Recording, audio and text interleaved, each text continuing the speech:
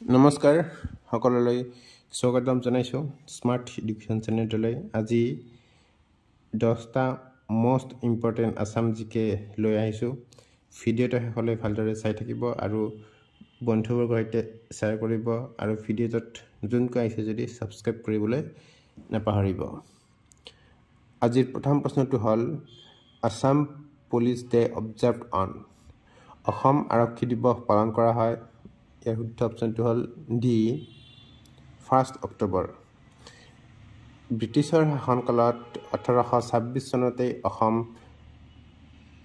আৰক্ষী বাহিনী গঠিত হয়, যদিও 1951 চনৰ 1 অক্টোবৰত IPS বিষয়া KR চৌধুৰীয়ে প্ৰথম ভাৰতীয় বিষয়া হিচাপে ব্ৰিটিছ আৰক্ষী বিষয়া JH ৰিভৰ পৰা আনুষ্ঠানিকভাৱে অসম আৰক্ষীয়ে মুখ্য বিষয়া হিচাপে কাৰ্যনিৰ্বাহ কৰিছিল আৰু সেই দিনটোৰ পৰাই প্ৰতি ইংৰাজী বৰ্ষৰ 1 অক্টোবৰত অসম আৰক্ষীয়ে আৰক্ষী দিৱস হিচাপে উদযাপন কৰি আহিছে।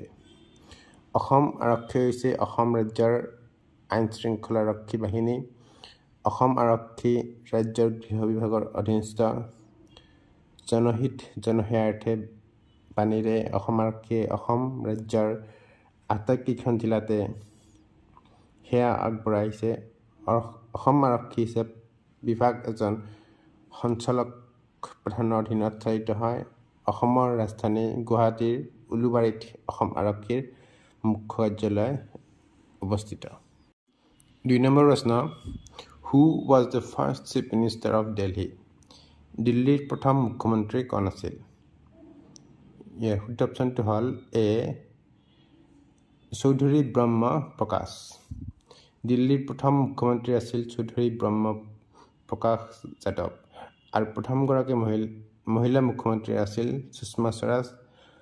আৰু শীলা দীক্ষিত সৰ্বাধিক কাৰ্যকালৰ বাবে মুঠ 3টা কাৰ্যকাল মুখ্যমন্ত্ৰী হৈ আহিছে আৰু দীৰ্ঘতম সময়ৰ বাবে কাৰ্যনিৰ্বাহ কৰিছিল।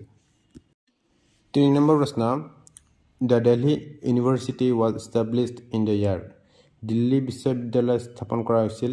ইয়াৰ শুদ্ধ অপশ্যনটো হ'ল বি 1922। দিল্লী বিশ্ববিদ্যালয় 1922 চনত স্থাপন কৰা হৈছিল। 4 নম্বৰ প্ৰশ্ন, চিৰচেনেহী মোৰ ভাষা জননী is a patriotic song written by. চিৰচেনেহী মোৰ ভাষা জননী দেশপ্ৰেমমূলক গীত ৰচনা কৰিছিল ডি মিত্ৰদেৱ মহন্ত। চিৰচেনেহী মোৰ ভাষা জননী হৈছে অসম সাহিত্য সভাৰ আদৰণি গীত। ইয়াৰ ৰচক হ'ল সাহিত্য একাডেমী বঁটা বিজয়ী অসমীয়া সাহিত্যাচাৰ্য মিত্ৰদেৱ মহন্ত। যোৰহাটৰ প্ৰয়াত ইন্দ্ৰেশ্বৰ শৰ্মাই এই গীতৰ স্বৰলিপি সৃষ্টি কৰিছিল আৰু অসম সাহিত্য সভাৰ অধিৱেশনৰ সকলো অনুষ্ঠানৰ আৰম্ভণিতে এই গীত পৰিৱেশন কৰা হয়। 5 নম্বৰ প্ৰশ্ন, we often hear the word CTC about Assam tea. What is the meaning of CTC? আমি প্ৰায় অসম চাহৰ বিষয়ে চিটিচি শব্দটো শুনিছ। চিটিচি মানে কি? এই শুদ্ধ অপশ্যনটো হ'ল ডি ক্ৰাছ ডিয়াৰ কাৰ্লড।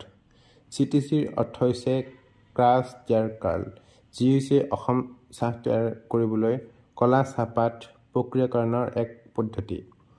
চিটিচি পদ্ধতিটো 1930 চনত অসমৰ এজন চাহ খেতি কৰা ছাৰ উইলিয়াম মেককাৰ্চাৰে বিকশিত কৰিছিল। ই উৎপাদনক্ষমত দক্ষতা আৰু স্থিৰতা বৃদ্ধি কৰি চাহ উদ্যোগত বৈপ্লৱিক পৰিৱৰ্তন সাধন কৰিছিল। অসমত বেছিভাগ চাহ চিটিচি পদ্ধতি ব্যৱহাৰ কৰি তৈয়াৰ কৰা হয়, কিয়নো ইয়াৰ তৈয়াৰ কৰিবলৈ সহজ আৰু ইয়াৰ উচ্চ চাহিদা আছে। 6 নম্বৰ প্ৰশ্ন, Sagar Dekhisa a widely read Assamese poetry book was authored by whom. বহুলভাৱে পঢ়া অসমীয়া কবিতা গ্ৰন্থ সাগৰ দেখিছা কোনে ৰচনা কৰিছিল? ইয়াৰ শুদ্ধ অপশ্যনটো হ'ল বি দেৱকান্ত বৰুৱা। সাগৰ দেখিছা হৈছে দেৱকান্ত বৰুৱাৰ একমাত্ৰ কাব্যগ্ৰন্থ। এই কবিতা সংকলনখন স্বাধীনতাৰ পিছত প্ৰকাশ হৈছে যদিও সৰহভাগ কবিতাই দ্বিতীয় বিশ্বযুদ্ধৰ আগতে ৰচনা কৰা হৈছিল।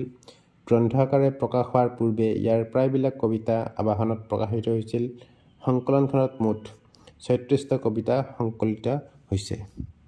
8 নম্বৰ প্ৰশ্ন what is the traditional Assamese sweet dish made during Bihu বিহুৰ সময়ত তৈয়াৰ কৰা পৰম্পৰাগত অসমীয়া মিঠাই কি সঠিক অপশ্যনটো হ'ল চি পিঠা পিঠা হৈছে মুখ্যতঃ চাউল গুড়িৰ পৰা প্ৰস্তুত কৰা পাৰম্পৰিক অসমীয়া খাদ্য অসমীয়া ৰঙালী আৰু ভোগালী বিহুত বিভিন্ন প্ৰকাৰৰ পিঠা প্ৰস্তুত কৰি আলহীক আপ্যায়ন কৰাৰ লগতে অন্যান্য বিভিন্ন উৎসৱ বা ঘৰুৱা অনুষ্ঠানত পিঠা পৰিৱেশন কৰা হয় 8 নম্বৰ প্ৰশ্ন Bagurumba is a folk dance perform by Bagurumba লোকনৃত্য পৰিৱেশন কৰে ইয়াৰ সঠিক অপশ্যনটো হ'ল ডি বড়োছ বাগৰুম্বা হৈছে বড়োসকলৰ বসন্তকালীন লোকনৃত্য লগ সমনীয়াৰ লগত নৈসৰ্গিক পৰিৱেশত নিৰিবিলি ঠাইত গৈ চৰাই চিৰিকটি বা পখিলা আদি উৰি ফুৰাৰ অংগী ভংগীক অনুসৰণ কৰি নচা হয় বাবে এই নৃত্য গীত বাগৰুম্বা নামেৰে জনাজাত 9 নম্বৰ প্ৰশ্ন the traditional Assamese art of hand painted cloth is known as হাতেৰে অংকিত কাপোৰৰ পৰম্পৰাগত অসমী কলাক জনা যায় ইয়াৰ সঠিক অপশ্যনটো হ'ল বি গামোচা 10 নম্বৰ প্ৰশ্ন first China war was photo between প্ৰথম চীন যুদ্ধ সংঘটিত হৈছিল ইয়াৰ সঠিক অপশ্যনটো হ'ল চি চাইনা এণ্ড ব্ৰিটেইন